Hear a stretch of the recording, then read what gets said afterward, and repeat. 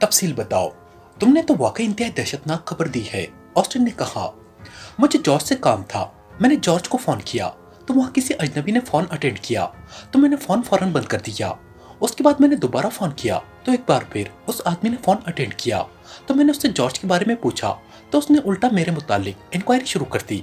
मैंने उसे बताया कि मैं क्रीमिया से बोल रहा हूँ और जॉर्ज मेरा बिजनेस पार्टनर है। उस पर उसने बताया कि जॉर्ज को गिरफ्तार कर लिया गया है और उसके साथ ही राब्ता खत्म हो गया। जॉर्ज की गिरफ्तारी की खबर मेरे लिए धमाका केस थी। चुनांचे मैं खुद कार में बैठकर वहां गया तो मैंने देखा कि कोठी को पुलिस और सिक्योरिटी वालों ने घेर रखा है। मैंने एक सिक्योरिटी वाले से अपने आप को अखबारी नुमाइंदा बताकर बात की और थोड़ी सी कोशिश के बाद उसने बता दिया कि जॉर्ज कर्नल फरीदी की तहवील में है, जबकि उसके बेहोश साथियों को सिक्योरिटी हेडक्वार्टर ले जाया गया है। मेरे जहन में फौरन ही ख्याल आया कि कहीं ये सारा सिलसिला उस रूडी और जॉन माइकल के कत्ल का ना हो, क्योंकि मुझे मालूम था कि सिक्योरिटी वाले उन दोनों के कत्ल की बड़ी शिद्दत से इंक्वायरी कर रहे हैं।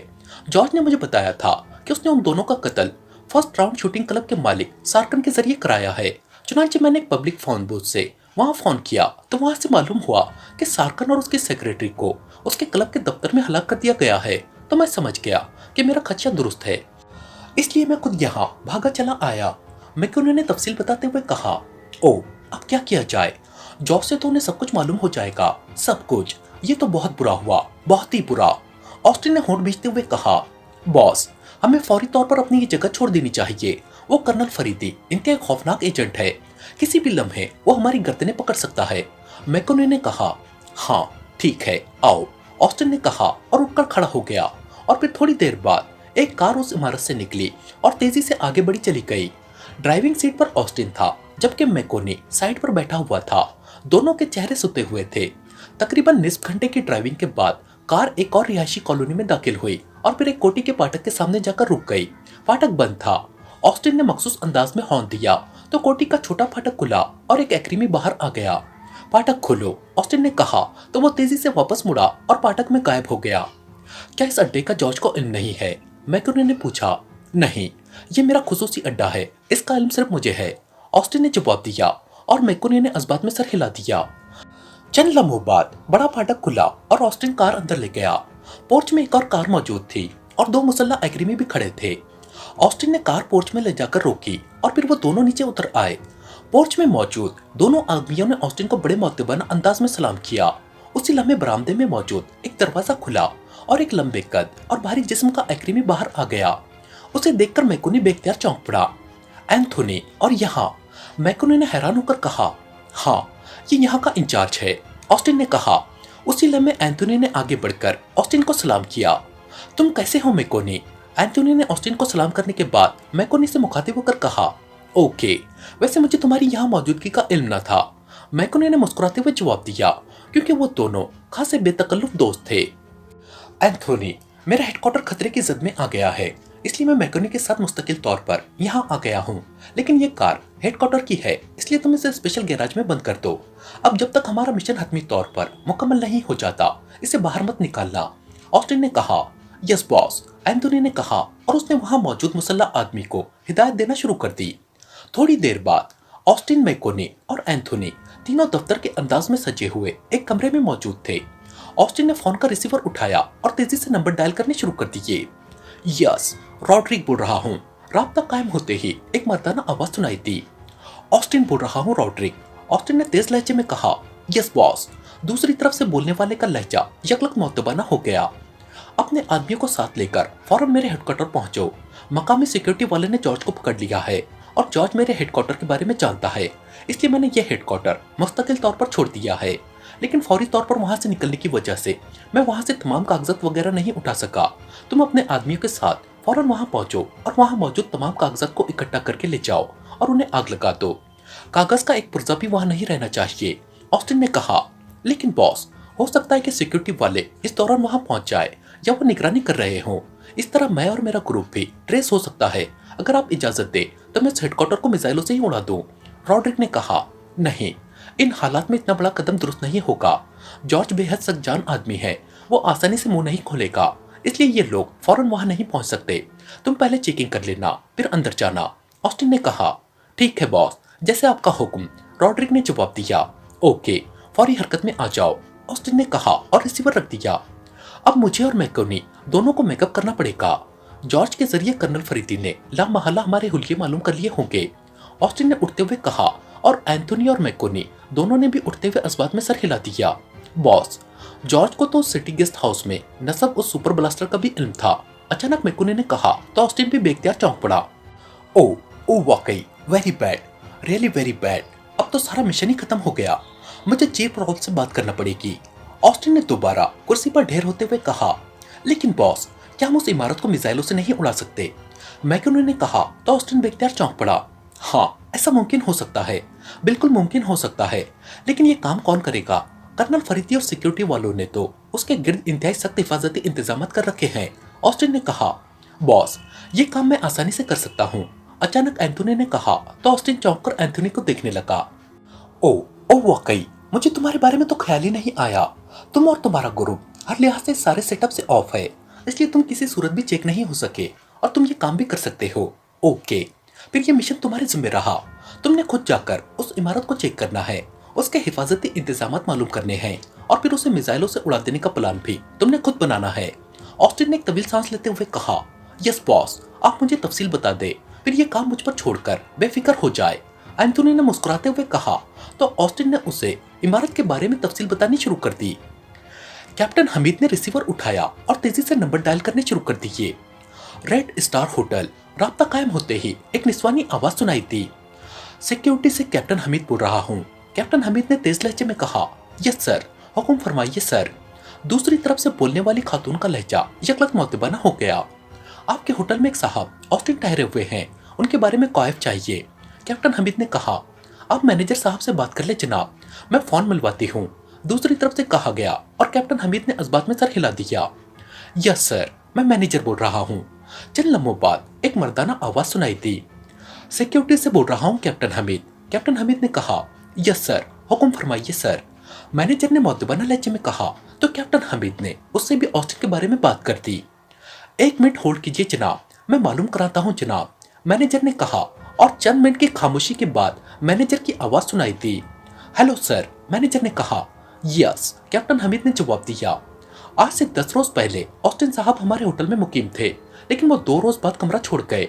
अब ऑस्टिन नाम का कोई साहब हमारे होटल में मुकीम नहीं है, मैनेजर ने जवाब दिया। वो चूंकि एग्रीमी है, इसलिए उनके कागजात तो आपके रिकॉर्ड में मौजूद होंगे, कैप्टन हमीद ने कहा। नहीं सर, जब मुसाफिर कमरा छोड़ता है तो उसके कागजात उसे वापस कर दिए जाते हैं, अलबत्ता रजिस्टर में उसका नाम और मुख्तसर कॉयब दर्ज रहते हैं, वो मिल सकते हैं, मैनेजर ने कहा। वो किस रूम नंबर में रहा है और उसे वहां कौन सर्व करता रहा है, कैप्टन हमीद ने पूछा। जनाब, वो तीसरी मंजिल के कमरा नंबर 12 में मुकीम रहा है और तीसरी मंजिल के 2 मखसूस वेटर है, बारी बारी ड्यूटी देते हैं, उनमें से एक का नाम राहत और दूसरे का नाम अफजल है, मैनेजर ने जवाब दिया। उनमें से इस वक्त कौन मौजूद होगा, कैप्टन हमीद ने कहा। वेटर अफजल मौजूद है जनाब, मैनेजर ने जवाब दिया। ओके, हम खुद होटल आ रहे हैं, आप अफजल को पाबंद कर दे कि वो कहीं ना जाए, कैप्टन हमीद ने जवाब दिया। यस सर, दूसरी तरफ से कहा गया और कैप्टन हमीद ने रिसीवर रखा और कुर्सी से उठ खड़ा हुआ। आओ साइमा, अब इस अफजल से तफसीली बात कर ले, शायद ऑस्टिन के बारे में मजीद कोई मालूमात मिल जाए, कैप्टन हमीद ने साथ बैठी हुई कैप्टन साइमा से कहा और कैप्टन साइमा सर हिलाती हुई उठ खड़ी हुई। थोड़ी देर बाद वो दोनों कार में बैठे रेड स्टार होटल की तरफ बढ़े चले जा रहे थे। क्या तुम्हें यकीन है कि ये वही ऑस्टिन है जिसकी हमें तलाश है, कैप्टन साइमा ने कहा। हाँ, ये वही है, कैप्टन हमीद ने बड़े हतमी से लहजे में कहा। इस यकीन की वजूहात, कैप्टन साइमा ने पूछा तो हमीद बेख्तियार मुस्कुरा दिया। पहले वादा करो कि आज शाम किसी अच्छे से रेस्टोरेंट में बैठकर मेरे साथ कॉफी पियोगी, फिर बताऊंगा, कैप्टन हमीद ने कहा तो कैप्टन साइमा बेख्तियार हंस पड़ी। मैं तो सुबह से तुम्हारे साथ हूँ और जाहिर है शाम तक साथ रहूंगी, कैप्टन साइमा ने कहा। यह तो ड्यूटी का साथ है, मैं दोस्ताना साथ की बात कर रहा हूँ, कैप्टन हमीद ने कहा तो कैप्टन साइमा एक बार फिर हंस पड़ी। ओके, वादा रहा, कैप्टन साइमा ने कहा तो कैप्टन हमीद के चेहरे पर मसरत के तासुरात उभर आए। शुक्रिया, अब वजूहात सुन लो। एयरपोर्ट रिकॉर्ड चेक करने से ऐसे 3 ऑस्टिन सामने आए हैं जो गुज़िश्ता 1 माह के दौरान मीरास दारुल हुकूमत में दाखिल हुए हैं और अभी तक वापस नहीं गए। उनमें से एक ऑस्टिन बिजनेसमैन है और उसने सरकारी हुकाम के साथ मीटिंग्स भी की हैं और आज भी वो एक बिजनेस मीटिंग में शरीक है और मजीद छानबीन के मुताबिक वो तवील अरसे से मुसलसल वक्फे से मीरास आता जाता रहता है और एक्रीमिया से भी तस्दीक कर ली गई है कि वो वाकई बिजनेसमैन है, इसलिए वो शक के दायरे से निकल गया। दूसरा, ऑस्टिन एक्रीमिया की एक यूनिवर्सिटी में माहिर आसार कदीमा है और वो मुतालती दौरे पर मिरास आया हुआ है और तहकीकात की गई तो वो वाकई प्रोफेसर है और यहाँ भी उसकी तमाम तर मसरूफियात आसार कदीमा से ही मुतालिक हैं। अब रह गया तीसरा, ऑस्टिन, और यकीनन ये हमारा मतलूबा आदमी है। कागजात की रो से वो बिजनेसमैन है, लेकिन जो पता उसने एक्रीमिया का दिया है वो पता तहकीकात से जाली साबित हुआ है। उसकी तस्वीर एयरपोर्ट पर काम करने वाले एक टैक्सी ड्राइवर ने पहचान कर बताया है कि उसने उसे एयरपोर्ट से रेड स्टार होटल ड्रॉप किया था। और अब मैनेजर से होने वाली बातचीत तुमने सुन ली है कि वो आदमी सिर्फ 2 रोज होटल में रहा और फिर छोड़ गया। एक्रीमिया भी वो वापस नहीं गया। कैप्टन हमीद ने कहा, हो सकता है कि वो उस होटल को छोड़कर किसी और होटल में शिफ्ट हो गया हो। ये भी हो सकता है कि वो किसी प्राइवेट रिहाइशगाह पर शिफ्ट हो गया हो, और ऐसा करना जुर्म तो नहीं। कैप्टन साइमन ने कहा, कतई जुर्म नहीं है, लेकिन हमने उसे ट्रेस तो करना है। अफजल से बात हो जाए, शायद वो कोई ऐसी बात बता दे जिससे उसे ट्रेस करना आसान हो। कैप्टन हमीद ने कहा, और कैप्टन साइमन ने इस बात में सर हिला दिया। थोड़ी देर बाद वो रेड स्टार होटल पहुंच चुके थे। काउंटर पर बात करते ही उन्हें फौरन मैनेजर के कमरे तक पहुंचा दिया गया। आइए जनाब, मैं आपकी आमद का मुंतजिर था। नौजवान मैनेजर ने कुर्सी से उठकर उनका इस्तकबाल करते हुए कहा, शुक्रिया। वो वेटर अफजल कहाँ है? कैप्टन हमीद ने एक कुर्सी पर बैठते हुए कहा, वो अभी आ जाता है। आप पहले फरमाएं कि आप क्या पीना पसंद करेंगे? मैनेजर ने इंतहाई खुशमदाना लहजे में कहा, हम ड्यूटी पर है मिस्टर मैनेजर, आप अफजल को बुलाए और वक्त जाया न करें। कैप्टन हमीद के बोलने से पहले ही कैप्टन साइमन ने इंतहाई सर्द लहजे में कहा, यस मैडम। मैनेजर ने कहा और इंटरकॉम का रिसीवर उठाकर उसने एक बटन दबा दिया। वेटर अफजल को भेजो, मैनेजर ने कहा और रिसीवर रख दिया। चंद लम्हों बाद दरवाजा खुला और एक उद्दड़ उम्र वेटर अंदर दाखिल हुआ। उसके चेहरे पर शदीद परेशानी के आसार नुमाया थे। वो अपने अंदाज से खौफजदा नजर आ रहा था। अफजल, इनका ताल्लुक सिक्योरिटी से है, जो कुछ पूछे तुमने दुरुस्त जवाब देना है। मैनेजर ने अफजल से मुखातिब होकर कहा, मैं तो जनाब बेगुनाह हूँ, मैंने तो कभी कोई ऐसी हरकत नहीं की जनाब। अफजल ने और ज्यादा खौफजदा होते हुए कहा, घबराओ नहीं, तुम हमारे मुल्जिम नहीं हो, हमने तो सिर्फ तुमसे गैर मुल्की ऑस्टिन के बारे में पूछना है, बैठ जाओ। कैप्टन हमीद ने उसे तसल्ली देते हुए कहा तो अफजल के चेहरे पर कदरे इत्मीनान के तासुरात नमूदार हो गए। वो बड़े मुअत्तबाना अंदाज में उनके सामने कुर्सी पर बैठ गया। पहले तुम ये तस्वीर देखो और बताओ कि क्या यही ऑस्टिन तुम्हारी वाली मंजिल में मुकीम रहा था? कैप्टन हमीद ने जेब से एक तस्वीर निकालकर अफजल की तरफ बढ़ाते हुए कहा, यस सर, यही साहब मुकीम रहे हैं। अफजल ने तस्वीर को एक नजर देखते ही जवाब दिया और तस्वीर वापस कैप्टन हमीद की तरफ बढ़ा दी। ठीक है, अब ये बताओ कि इससे तुम्हारी मौजूदगी में वहाँ कितने अफराद मिलने आते रहे हैं? कैप्टन हमीद ने कहा, 2 रोज में जनाब, मेरी मौजूदगी के दौरान सिर्फ एक गैर मुल्की उनसे मिलने आया था और मेहमान के आने पर उन्होंने शराब तलब की थी। मैं शराब लेकर गया तो वो दोनों आपस में बातें कर रहे थे। मैं शराब सर्व करके वापस चला गया, अफजल ने जवाब दिया। उन दोनों का आपस में रवैया कैसा था? कैप्टन हमीद ने पूछा तो अफजल चौंक पड़ा। रवैया? क्या मतलब जनाब, मैं समझा नहीं, अफजल ने कहा। कैप्टन साइमा के चेहरे पर भी उलझन के तासुरात उभर आए थे। शायद वो भी कैप्टन हमीद के सवाल का मतलब या मकसद न समझी थी। तुमने बताया है कि वो बातें कर रहे थे, क्या वो बेतकल्लुफाना अंदाज में बातें कर रहे थे या इस तरह जैसे अजनबी बातें करते हैं, या कोई अफसर और मातहत बातें करते हैं, या दोस्ताना अंदाज में बातें हो रही थी, या दोनों के अंदाज से ऐसा मालूम होता था कि जैसे वो एक दूसरे के हरीफ हो? इस तरह के और भी बहुत से रवैये हो सकते हैं, कैप्टन हमीद ने कहा। तो कैप्टन साइमा के चेहरे पर यकलत कैप्टन हमीद के लिए इंतहाई तहसीन के तासुरात उभर आए। मैनेजर के चेहरे पर भी कुछ ऐसे ही तासुरात नजर आ रहे थे। ओ ठीक है जनाब, अब मैं समझ गया हूँ। उस आने वाले आदमी का लहजा बात करते वक्त मुअत्तबाना सा था। ऐसा लगता था जैसे ऑस्टिन साहब उसके अफसर हों और उसे हिदायत दे रहे हों। अफसर ने जवाब दिया, क्या तुम एक्रीमी ज़बान समझते हो? कैप्टन हमीद ने पूछा। नहीं जनाब, अलबत्ता चंद अल्फाज आते हैं, अफसर ने जवाब दिया। अब वो पूरी तरह मुतमईन अंदाज में बात कर रहा था। कोई नाम भी लिया था उसने, सोचो? कैप्टन हमीद ने पूछा। ओ हाँ साहब, ऑस्टिन साहब ने एंथोनी नाम लिया था जनाब उसका, अफसर ने जवाब दिया। उस एंथोनी का हुलिया क्या था? कैप्टन हमीद ने पूछा। तो अफजल ने जहन पर जोर देकर आहिस्ता आहिस्ता हुलिया बताना शुरू कर दिया। उसने आंखें बंद की हुई थी। फिर कैप्टन हमीद ने मुसलसल सवाल करते हुए उससे एंथोनी के हुलिये की खास और अहम तफसीलात मालूम कर ली। जब ऑस्टिन ने कमरा छोड़ा तो क्या तुम्हारी ड्यूटी थी? कैप्टन हमीद ने पूछा। नहीं जनाब, वो शाम के वक्त गए होंगे, अफजल ने जवाब दिया। यहाँ मखसूस टैक्सियां होती हैं या बाकायदा कॉल करना पड़ती है? कैप्टन हमीद ने मैनेजर से मुखातिब होकर पूछा। जनाब, 4 टैक्सियां मुस्तकिल तौर पर होटल के साथ अटैच है। मैनेजर से पहले ही अफजल ने जवाब दिया। ये चारों टैक्सी ड्राइवर इस वक्त मौजूद होंगे? कैप्टन हमीद ने पूछा। मालूम करना होगा जनाब, इस बार मैनेजर ने जवाब दिया। जितने भी हो उन्हें यहाँ बुलवा ले, कैप्टन हमीद ने कहा और मैनेजर ने सर हिलाते हुए इंटरकॉम का रिसीवर उठा लिया। तुम जाओ, शुक्रिया, कैप्टन हमीद ने अफजल से कहा और अफजल सर हिलाता हुआ उठा और फिर सलाम करके वो बैरूनी दरवाजे की तरफ बढ़ गया। जितने टैक्सी ड्राइवर बाहर मौजूद है उन्हें फौरन मेरे दफ्तर भेजो, मैनेजर ने किसी से मुखातिब होकर कहा और फिर रिसीवर रख दिया। अब तो जनाब कुछ खिदमत का मौका दे दे, मैनेजर ने कहा। ठीक है, जूस मंगवा लो, कैप्टन हमीद ने मुस्कुराते हुए कहा। तो मैनेजर ने एक बार फिर इंटरकॉम का रिसीवर उठाया और जूस भेजने का हुक्म देकर रिसीवर रख दिया। जनाब, मैं आपकी जहानत से बेहद मुतासिर हुआ हूँ, आपने वाकई कमाल कर दिया है, मैनेजर ने रिसीवर रखकर खुशामदाना लहजे में कैप्टन हमीद से मुखातिब होकर कहा। तो इससे पहले तुम्हारा क्या ख्याल था कि सिक्योरिटी वाले ज़हीन नहीं होते? कैप्टन हमीद ने मुस्कुराते हुए कहा। तो कैप्टन साहिबा उसकी बात सुनकर बेख्तियार हंस पड़ी। ओ नहीं जनाब, मेरा मतलब इंतहाई जहानत से था, मैनेजर ने कदरे शर्मिंदा से लहजे में कहा। और फिर इससे पहले कि मजीद कोई बात होती, दरवाजा खुला और एक वेटर हाथ में ट्रे उठाए अंदर दाखिल हुआ। ट्रे में जूस के 3 गिलास रखे हुए थे।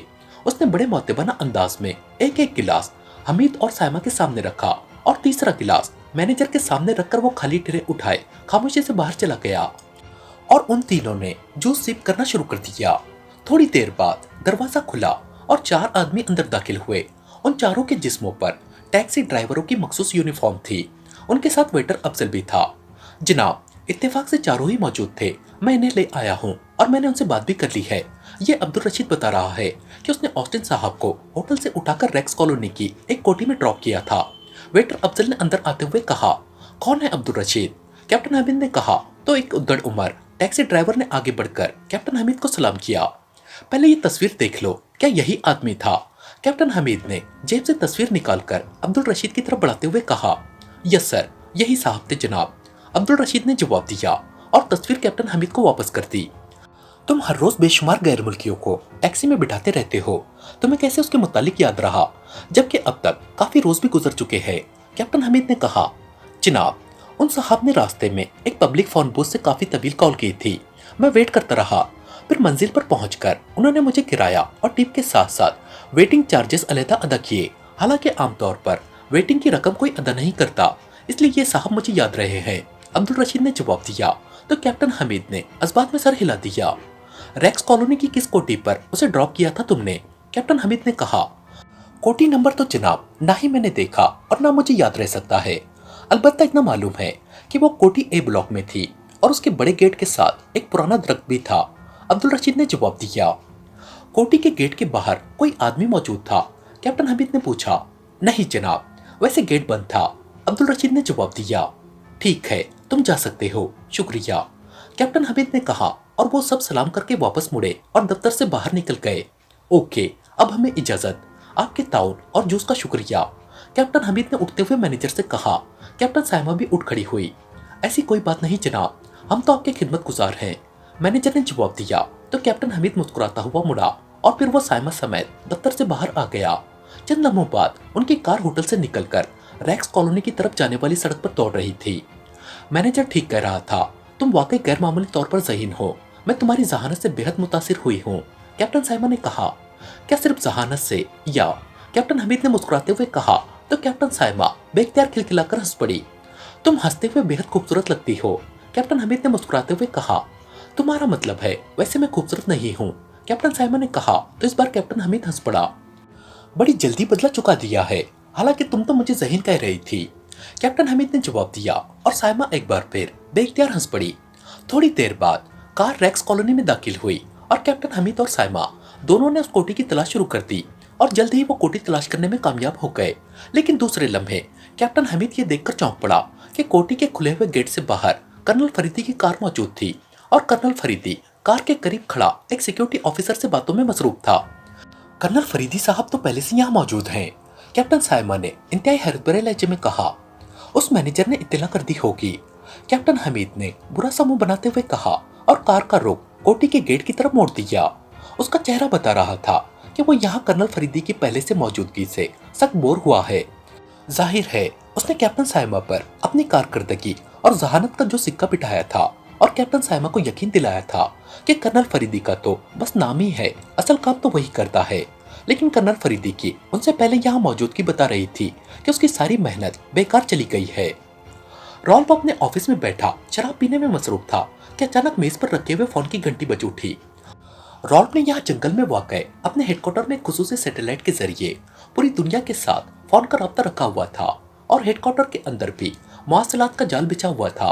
वो यहाँ से न सिर्फ अपने हेडक्वार्टर के हर हिस्से बल्कि दुनिया के भी हर हिस्से में फोन पर राब्ता कर सकता था। यस, रॉल्फ ने हाथ बढ़ाकर रिसीवर उठाते हुए कहा। मर्फी बोल रहा हूँ बॉस, हांसो चेक पोस्ट नंबर 3 से माइकल ने अभी ट्रांसमीटर कॉल की है। चेक पोस्ट को तबाह कर दिया गया है, सिर्फ माइकल ही जिंदा बचा है। दूसरी तरफ से कहा गया तो रॉल्फ बेख्तियार उछल पड़ा। क्या क्या कह रहे हो? रॉल्फ ने इंतहाई हैरत भरे लहजे में कहा। आप स्पेशल ट्रांसमीटर ऑन कर ले, माइकल अभी लाइन पर है, आप खुद उससे तफसील मालूम कर ले। दूसरी तरफ से मर्फी ने कहा और रॉल्फ ने जल्दी से रिसीवर रखा और फिर मेज की दराज खोलकर उसने एक जदीद साख्त का ट्रांसमीटर निकाला और उसका बटन ऑन कर दिया। हेलो, माइकल बोल रहा हूँ, ओवर। दूसरी तरफ से एक वहशत भरी आवाज सुनाई दी। यस, रॉल्फ बोल रहा हूँ, माइकल क्या हुआ है, तफसील बताओ, ओवर। रॉल्फ ने हलक के बल चीखते हुए कहा। चीफ, यहाँ शायद लेने जंगल के काफी अंदर चला गया था, वहां मैंने मिसाइल फायरिंग की आवाजें सुनी तो मैं फौरन वापस आया, लेकिन जब मैं वापस पहुंचा तो कैबिन और वॉच टावर दोनों मुकम्मल तौर पर तबाह हो चुके थे। बाकी साथियों की लाशें भी मौजूद थी, उन्हें गोलियों से उड़ा दिया गया था, जबकि 2 साथियों की लाशें चेक पोस्ट से कुछ दूर दरिया के किनारे पर मौजूद थी। वो वहाँ मछली का शिकार खेल रहे थे। कैबिन और वॉच टावर को मिसाइलों से तबाह कर दिया गया था। मैंने कैबिन को चेक किया तो ये छोटा सा ट्रांसमीटर बच गया था, उस पर मैं कॉल कर रहा हूँ, ओवर। दूसरी तरफ से वहशत भरे लहजे में कहा गया तो रॉल्फ ने बेख्तियार होंठ बीच लिए। किसने ऐसा किया है, ओवर। रॉल्फ ने गुर्राते हुए कहा।